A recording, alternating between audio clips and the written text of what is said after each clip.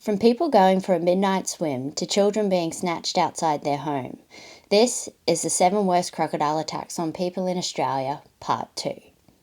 Number 7. Lee McLeod. In 1986, 2 ringers, Lee McLeod and his friend Dennis Valken, had been working on a cattle station in the Baralilla area in the Northern Territory.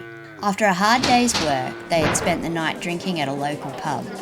At around 7 p.m, both intoxicated, they left and headed towards Rocky Point, a boat ramp on the MacArthur River behind the town. They sat on the bank of the river, had a few more drinks and eventually passed out. When Dennis came to at around midnight, he called out to Lee, but there was no answer. He reached out beside him through the darkness, but Lee was gone. All that was left was Lee's t-shirt on the ground. Dennis didn't think much of it, suspecting his friend had wandered off in the night. But when Dennis went around to Lee's quarters the next day, they were empty. Dennis started to worry. He reported Lee's absence to the local police, who searched the town briefly. Still unable to find him, they began to search the banks of the river. 300 metres away from the boat ramp, they found severed human remains, and when they approached them in a boat, they were charged aggressively by a 5-metre crocodile, known to locals as Gus. They smelt a horrible stench on his breath, which was consistent with the smell of ingested human remains. They suspected in his drunken state Lee had gone for a swim in the river and Gus had attacked him, and when Gus was finally caught, an autopsy was conducted and Lee's remains were found inside. Number 6. Breeny Goodsall. On a hot Sunday afternoon in 2009, 11-year-old Breeny Goodsall, her sister and 2 friends were cooling off in a swollen creek at Lamble's Lagoon near Humpty Doo, southeast of Darwin. The children frequently swam near this area, and it was thought to be safe from crocodiles. But as Breeny splashed around in the cool floodwaters, she suddenly felt a powerful force grab her around the waist. Terrified, she struggled to free herself, but she was no match for the powerful predator dragging her away from her friends.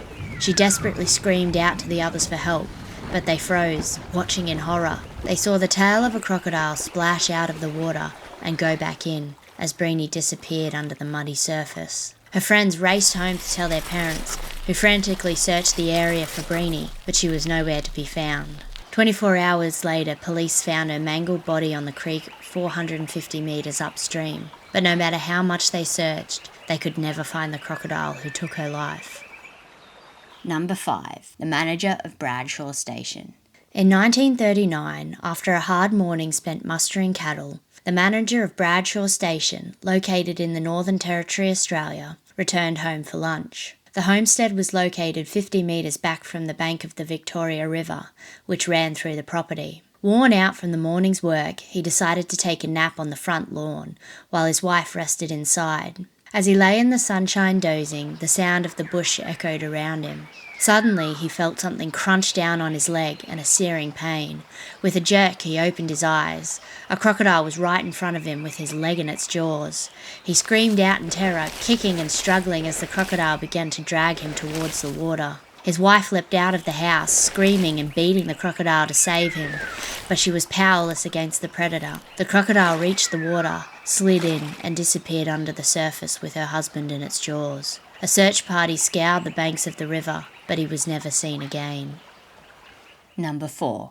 Ginger Meadows. In 1987, after seeing the hit movie Crocodile Dundee, American model Ginger Meadows decided to go on her own outback adventure during a visit to Australia. Ginger was working as a chef's assistant on a luxury yacht called the Lady G. As they headed towards Darwin in the Northern Territory with a skeleton crew, they stopped just south, where they decided to take a day trip to Cascade Falls. The boat's skipper knew there were crocodiles in the area and had warned the crew to not so much as dangle a foot in the water. But while the rest of the crew climbed the waterfalls, Ginger and the boat's chef, Jane Burchett, couldn't resist the beautiful water and decided to go in.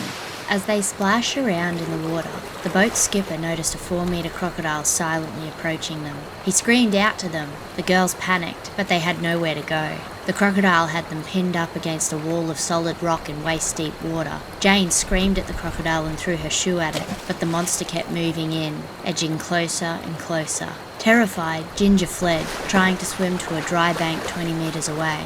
But before she could even get a few metres, the crocodile surged forward and crunched down on her waist. It dragged her under the water where she struggled for her life.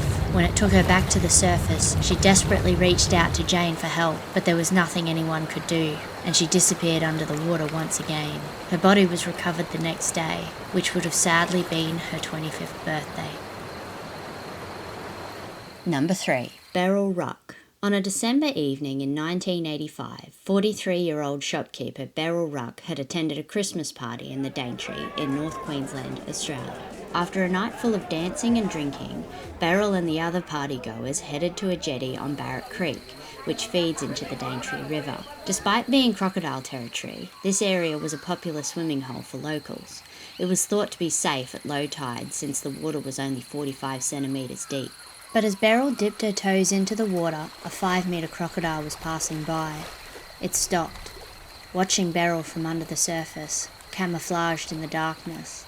Unaware of the huge predator right in front of her, Beryl enjoyed the feeling of the cool water on her skin. The huge scaly back of the crocodile silently rose, undetected, out of the dark water. It lunged forward, lifting Beryl into the air and over, and in a second she was gone. There was no sound, not even a scream. A search of the Daintree was commenced, and a few weeks later a 5-metre crocodile was caught and killed nearby. When they opened it up, they found one of Beryl's arms inside. And a year later, a cull occurred in the Daintree region to control the booming crocodile population.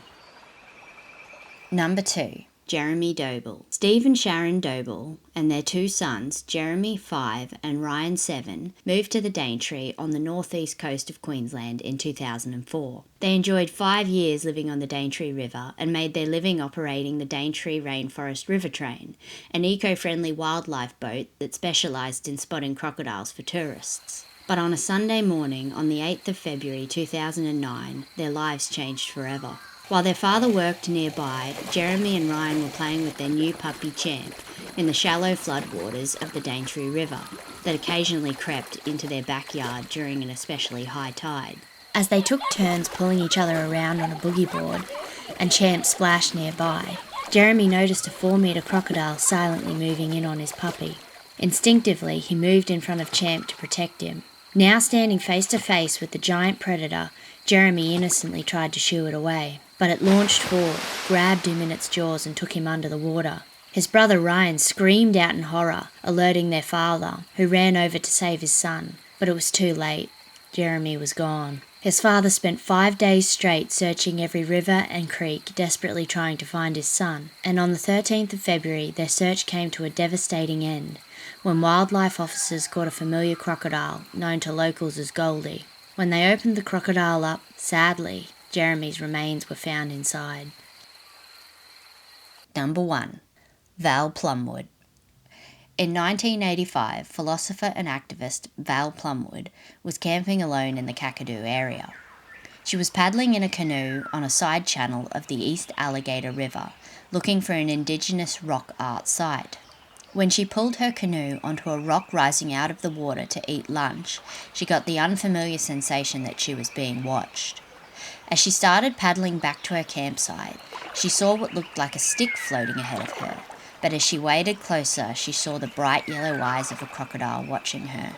Aware of how flimsy the canoe now felt under her, she had almost gotten past it when she felt a massive blow to the side of the canoe. Stricken with terror, she paddled furiously, looking for a place to get out of the water, but the crocodile followed, bashing the canoe aggressively. When she saw a paperbark tree growing out of the water, she tried to leap onto it, but as she jumped, the monster launched out of the water and grabbed her between the legs. After 3 traumatic death rolls, the crocodile miraculously let go, and Val was able to throw herself up a mud bank. She stood at the top and felt a rush of elation. She couldn't believe she was still alive.